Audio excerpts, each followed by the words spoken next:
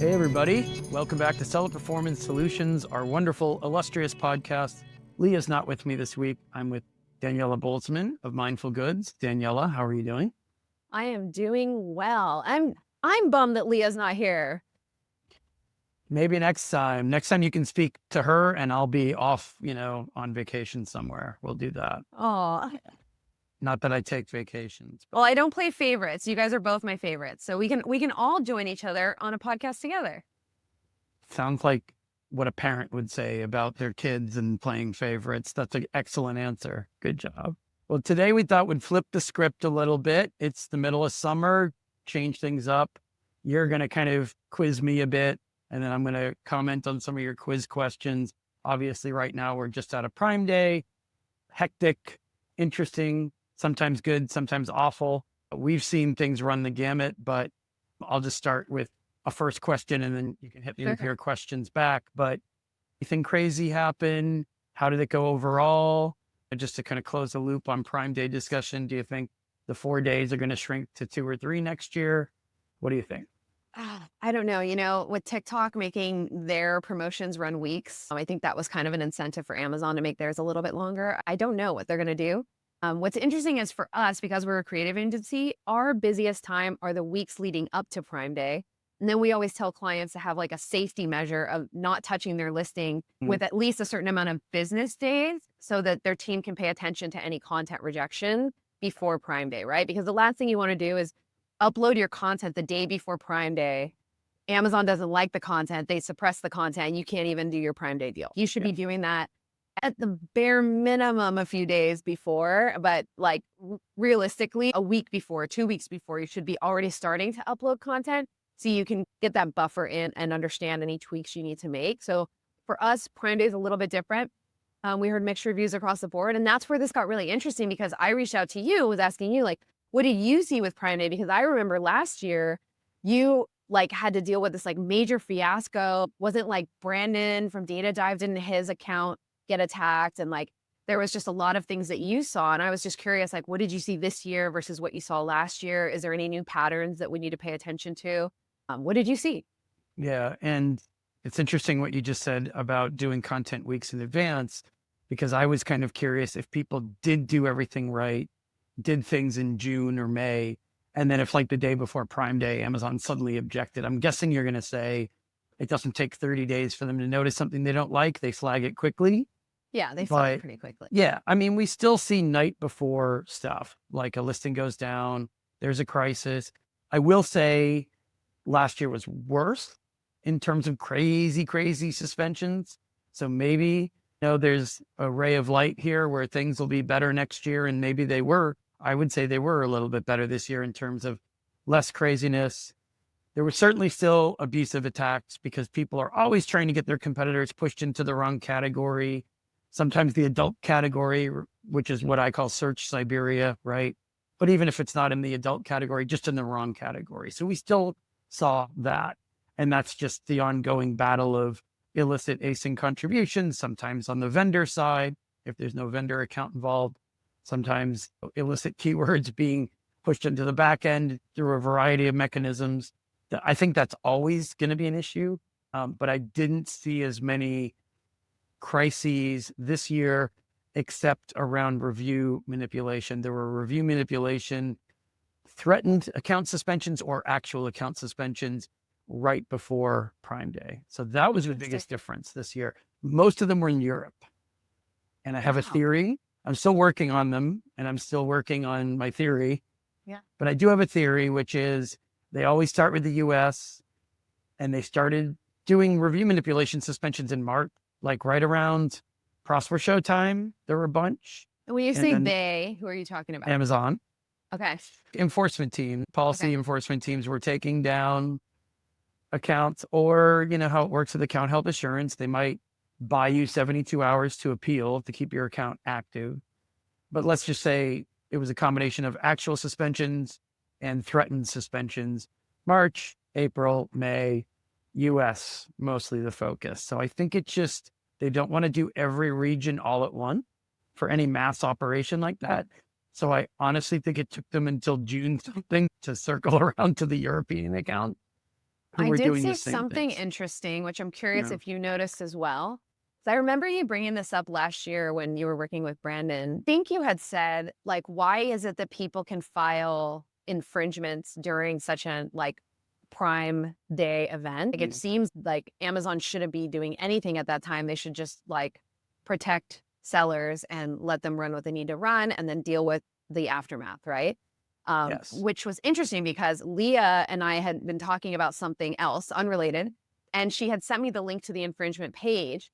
And it was during the Prime Days event, because it's not a day now, it's days, Yes. the Prime Prime Week. Week, Mhm. Week. Yeah. that Yeah. I had clicked on the link just to like go and look at it, and it wasn't live. It wasn't loading. And I thought, oh, that's interesting. I wonder if they took note. I wonder if they're listening to Chris. Wonder if they took note, Oh, or if it just happened to be that I clicked on it at a time when maybe there was a surge of traffic and the page wasn't live, or I don't know what. But I tried refreshing a few times and I thought, well, that's smart if they took it down, that they yeah. don't want people filing these things that are bogus during Prime Day. That's a good question for Seller Cafe, Amazon Accelerate in Seattle. Mm. It could be either of those, but they can't really close the door to accepting infringements because when you submit a rights owner claim, in theory, you're losing money because somebody's offended your rights ownership, and Amazon's on the clock to resolve it or at least give you the opportunity to report it for them to take action to contact the other Right. party. What would They're make more sense is they would accept the request and they would say something like, yeah, this will be handled after the holiday or after the promotional event or something, to yeah, let the that's an seller. interesting question for Amazon legal. Like, can you just send a message back to a rights owner making the allegation saying, we will spend the next 48 hours reviewing this and then take action? That's a good question. Yeah. Yeah. I have another thing to bring up. So, for those that don't know, this is going to be quite an interesting podcast for me too, because for us, when we're working with clients, we're mostly working on the creative side. So we don't do account management, we don't do PPC, we're not a full service agency. We're purely focused on creative. But our clients come to us with a whole slew of problems. There's brands that come to us and they have something's going on with their account before they even started working with us, and so we recommend that they resolve it before we even get started. There's clients that might be in the middle of working with us and we see something odd and we're not exactly sure what it is, and we will also refer them to you in that scenario. Or we have clients come to us after the fact and they're like, oh no, can you help us with this? We don't know what's going on. Again, not related to our scope of work. And we oftentimes send them to you. You've become kind of our go-to in like the troubleshooting, problem solving space. I don't know if you know that, but you and Leah are like our go-to We team for began like, to make the assumption. Yes. yeah. And I feel like there's just so many of these like little nitty-gritty problems that you guys deal with on a day-to-day basis that are not as familiar to us because we only stay in this like one lane of Amazon. But like within that, what are the patterns that you've been seeing lately? I'm so curious to know what are the things that people need to watch out for? What should we prepare for as we're heading into Q4? And then after that, I do want to talk about Amazon Accelerate because I want to hear more about that. Yeah. And I haven't actually gotten my ticket yet, but I'm planning to go, and mostly based on my experience last year for Accelerate. It is interesting that they don't want to give much of a heads up. There's still lots of surprises. I wish they did listen to me more, because my number one recommendation would be stop surprising people and Hmm. be consistent with either the messaging or the enforcement action, right? Because my operating theory with the review manipulation, for example, is it just took them until just before Prime Day to get around to the European accounts. So it was just happenstance. And no one was thinking, oh, do you realize we're executing this big wave of enforcement right before Prime Day, which might Hmm. hurt our European numbers or something like that. So like they're kind of surprising themselves and surprising sellers. And that's one communication gap on their side. And I wish we weren't seeing that. We're still seeing that just because Amazon kind of does things when they get around to them, not on the right schedule. And I Yeah. think also they reserve the right to change their mind. And sometimes they see this big thing coming down the pike and they're like, you know what? Let's put that off for a few weeks. Can you And then, share like what kind of review manipulation are you seeing? Because I did see a post recently on LinkedIn. I think it was like a month or so back, but it was about, oh my gosh, what was it called? It was that brand that has the beef tallow brand of like beef um, tallow face lotion or whatever. And that owner of that account got basically like kicked off of Amazon forever for manipulating reviews. And so the way that he was doing it though was he apparently, allegedly, um, sending influencers to competitor account and saying, this one's good, but not something like this one's good, but Yeah. not as good as my favorite Sabotage. brand of beef tallow. Yeah. Like, Yeah. is that what you most commonly see right now? Or is there other types of review manipulation that you're seeing? A month ago, that was extremely, I mean, it's still relevant now, but a month ago, there was a wave of you've been leaving nasty reviews for competitors and you're going to pay the price. And some people were doing it brazenly from their own buyer accounts associated, sometimes the same email. I always say never use the same email on your buyer account and your seller account for a lot of reasons, but this in particular. Other people were just tasking services or friends or whoever to leave bad reviews for other people.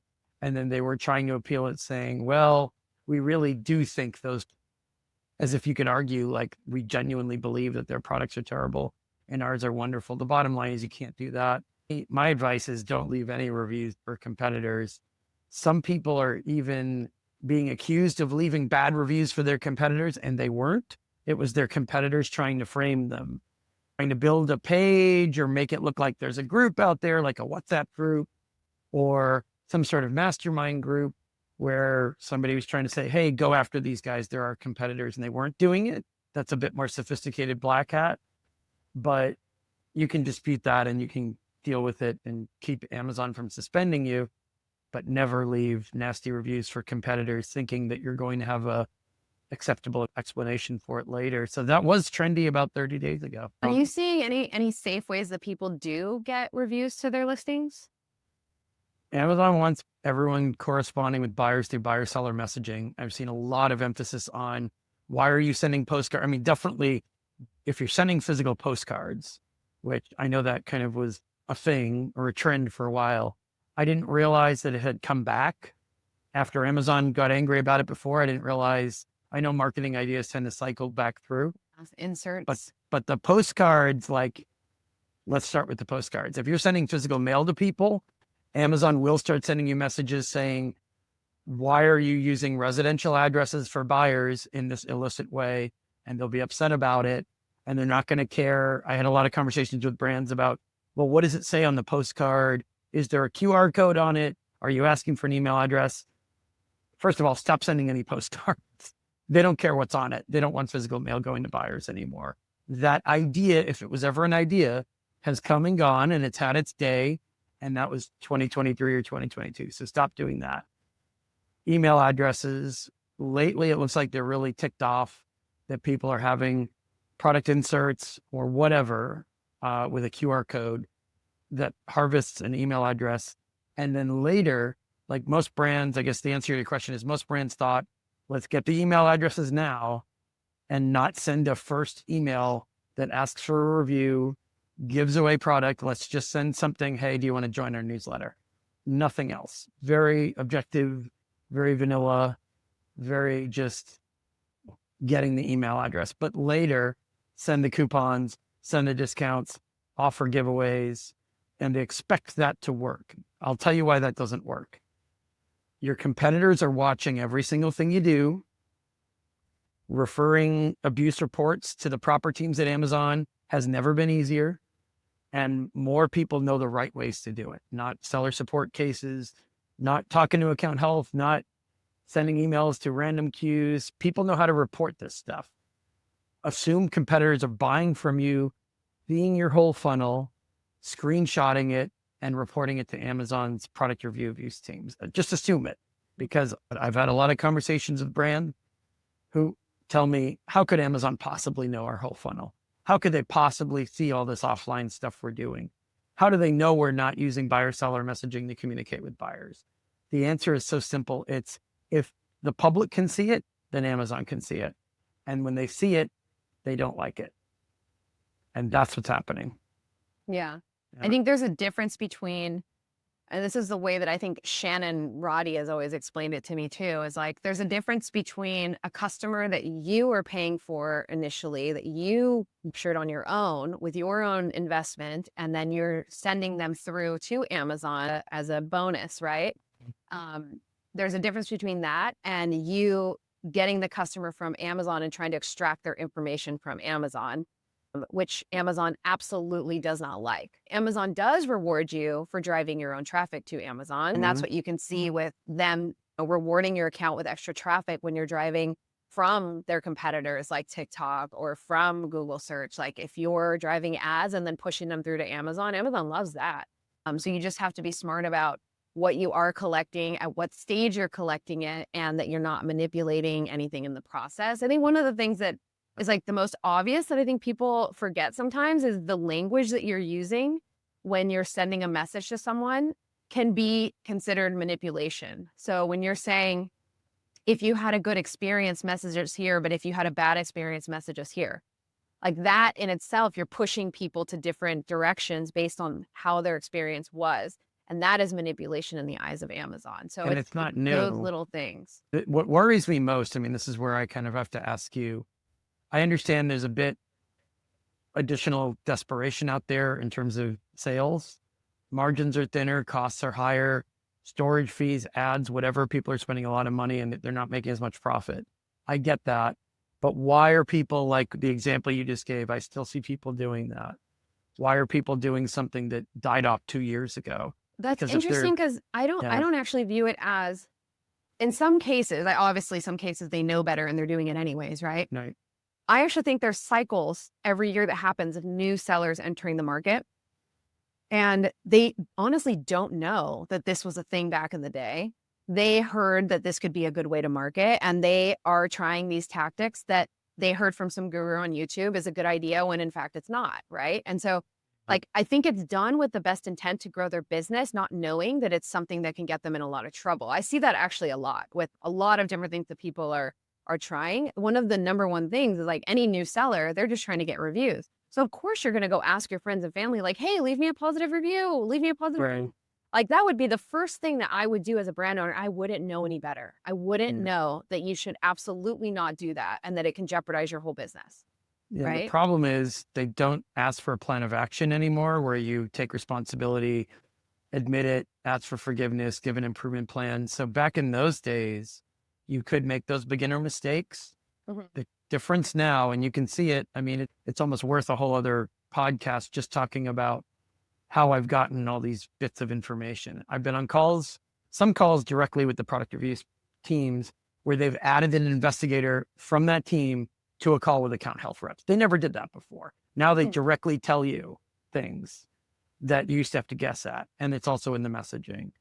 And it's like they're telling people, we don't care if this was ignorance or naivete or lack of knowledge because you're new. We don't care if you're Mhm. new. We don't care if you're 10 years old. We're enforcing policies in a different way now, which is kind of a heavy-handed, brutal way Yeah, of doing it where you can't just apologize. So right. that's where it's like it can be a one and done. That's what And in that concerns me the case, there should most. be a stronger onboarding process for new brands, right? Like something that's training them to say, these are some of the things that are best practices for Amazon. These are the no-nos, right? I don't think any brand has ever gotten that from Amazon. So I think that's something that they can definitely improve. I mean, the policy page, they do through Seller University or other mechanisms, they do push you to review policy pages. And the problem with review manipulation is the policy page, people like to think it's vague, but I think it's pretty clear. Mhm. And not everything's black and white. Some of the language they use could be adjusted or improved, but it does say right on the policy page, which we can include in the show notes here, you're supposed to communicate with buyers through buyer seller messaging. You're not supposed to give offers. You're not supposed to do anything that would make people more likely to leave you a positive review. Well, if you give product away, you're going to be more likely to get positive reviews. And it doesn't matter if you asked for a review while giving things. That was the most common offense that I saw on the last go round with review manipulation Yeah, was that was like a year and a half ago. That was a big thing, right? something like that. It's like all these people, and I don't know how many dozens of cases we did, everybody was giving product away, appealing it, getting rejected. And the basis of their appeal was, well, it's okay to give product away if you don't ask for a review. And that wasn't true. That's just a myth. That's interesting because that's something that Yeah. I heard. And I heard from multiple agencies that built their whole business around that. And rebate companies built their businesses around that. I know they did. If you give product away, they see your thumb is on the scale and anything that tips the scale in your favor is considered manipulation. Just to kind of close this off, the last thing I'll give was from the call I was on with account health, the brand owner, product review abuse teams. It was all 4 of us, which is unusual, but clearly an experiment of sorts on the Amazon. They said, by the way, even if you attempt to manipulate reviews and you don't get positive reviews out of it, the attempt itself is considered actionable. And they didn't used to say stuff like that. They used to say, oh, you didn't get any reviews out of it. We'll slap your wrist. We'll send you a warning. Just don't do it again. Like a year or 2 ago, that's how they handled it. So things are just changing. This is a great time of year prepping for Q4 to be aware of, you got to stay up on this stuff and monitor the updates. And not everyone wants to talk about the ugly stuff. Yeah. But yeah, and there's things that change with content all the time too. So like some of the things that we never used to get flagged for in the past, we get flagged for now on different content that we're creating. We're kind of used to it. Like we have a list of all the different things that get rejected. We just keep adding it to the list so that we have this ongoing list of any type of rejection that we could possibly see. And anytime we do see a rejection, for us, it's kind of a normal cost of doing business, right? We want people to be as creative as possible on Amazon to help improve their conversion. So that's part of our job, right? The way that I look at it is, again, something else that Shannon kind of drilled into my head that I love him for is like, it's all about intent, right? Like if your intent is to manipulate the customer, deceive the customer, of course, Amazon is going to come after you. But if your intent is to aid the shopper in their buying experience and make it easier for them to add to cart and make them understand the product easier without manipulating them, I look at that as fair game. And so when we do get content rejections, half the time, there's no reason listed why the content got rejected. The other half of the time, there is a little descriptor that says like, remove this or you can't do this. And it explains it very clearly. And you're like, great, remove that. We're done. Re-upload it. And it's done, right? But if you're not getting an explanation of what it is, it's kind of like a guessing game because you're like, could it be this thing on this banner or could it be this thing on this banner? And then you have to submit a ticket and kind of get some clarity around it. And so what we do is we kind of have this little, if we don't know what it is, we kind of say, what is the most likely thing that it is? And we kind of like pick the 2 things that it might be. And we create alternate versions of that, like 2 or 3 alternate versions. We're saying, okay, another way that we could possibly say this, or another way we could possibly show this that might not be interpreted as that, but is still aiding the shopper in their buying experience would be something like this. And I think there's a lot of fear mongering that goes on whenever we talk about doing something extra creative, main images being like the biggest thing that people get freaked out about. Every time I do a webinar, people are like up in arms, like, you can't do that. You're going to get kicked off of Amazon because we have like these crazy main images that obviously get more clicks than competitors. Right. And for me, it's not about it being as crazy as possible. It's about aiding the shopper, right? Like they need to know what's in this product. They need to know if it's a powder or capsule. They need to know how many days supply they're getting. A mom needs to know, is gluten-free or not, right? Like these are the things that people need to know. And so if you're doing that with positive intent, you can assume you're staying in the right side of things. I think that's a good point to wrap on. The idea, maybe we can clear out some of the misconceptions around suspensions, listing deactivations. I mean, I understand if it's around Prime Day, the fear that, if you make a change with an image or whatever, you might be suppressed for a valuable 24-hour period. But the idea, I mean, these listing suppressions, image corrections, re-uploads, this happens all the time. And you would know if that was crippling everyone's ability to sell, shutting all these accounts. I would tell you, or it would just be out there on LinkedIn and people would be posting, like, we did a couple minor image swap outs and we got our whole account suspended. So that's not necessarily true. I think people are saying that out of fear and ignorance, not necessarily knowledge around the appeals process or the suspension process. You can re-upload something. I mean, yeah, you have to figure out kind of what the problem is first, maybe. Yeah. You can't just press a button and reload it. But once you've done that, you should get the image back and the listing back. And a pro tip for that, if anybody's curious about how to have Amazon check it for you before it goes live, instead of uploading it by editing your listing and uploading the image, instead go to manage your experiments, upload the image there, and then you'll have a human from Amazon side review it. And if it's approved, it'll get pushed through the experiment. If it gets declined, it'll get declined without suppressing your listing, and then you can adjust the image. Oh, really quick. Yeah. Amazon Accelerate. So I was Yes. curious about Okay, Amazon we'll Accelerate close with because, Accelerate. yeah, so last Yeah. year you were telling me about Seller Cafe, and I was just chatting with somebody about it. Because if you're watching this and you haven't been to Amazon Accelerate, it is an amazing conference. Highly recommend the block party. Was amazing. Block It's like party was no, good. yeah, it's like no other Yeah. party you've ever been to in your life with Good like food. the theatrics, Mhm. the everything was just like honestly insane. I've never been to a party like that. Just so Yeah, good. yeah. Good music, good DJs, good food carts, good everything, and everything free, just unlimited. It was so cool. But one of the biggest value adds that I got out of Amazon Accelerate was meeting the A+ content team. And I can tell you, just in the last year, they've probably helped me at least 15 times to unlock premium A+ content for some sticky accounts, right? Like for 99% of accounts, we can unlock it without a problem. But there's certain seller accounts, they might have multiple brands on their account. They might have thousands of SKUs on their account. And so to get Yeah. the premium A+ content unlocked by the traditional method just doesn't work for those brands. So for me, that was like my invaluable takeaway from Amazon. I mean, obviously speaking at Amazon Accelerate was amazing, but Right, meeting right, the A+ right. team was second to that. It was just incredible. So you were talking about Seller Cafe. Seller Cafe was where I planned on spending some of my time. I ended up spending most of my time there because of not just because they had, it's like a room full of account health reps, but other people come through. So you do have the opportunity to make an appointment. Probably most people listening to this know you can sit down, talk about a problem, whether your account's suspended, whether your listing's down, but there's other people there. There are executives that come through. Some of them you recognize, some of them you don't. Some of them we sat down with and had conversations about multiple different accounts with. Obviously, I'm working at any given moment with multiple people about different types of problems. But for brand owners, I mean, it's good to understand who these people are, what their roles are, just to meet them in person if possible, but even just awareness of first of all, they're interested enough to go through Seller Cafe and they understand they're going to get questions. And some of them were sitting down with us and with other brands for like a little chat. It doesn't have to be booked in advance like an appointment, but they were there and we approached them. So Seller Cafe was definitely worth almost all the time I spent there. I mean, a I couple of remember times you I was, telling me that you like solved yeah, a bunch of client problems, like right there on the spot that you were dealing with.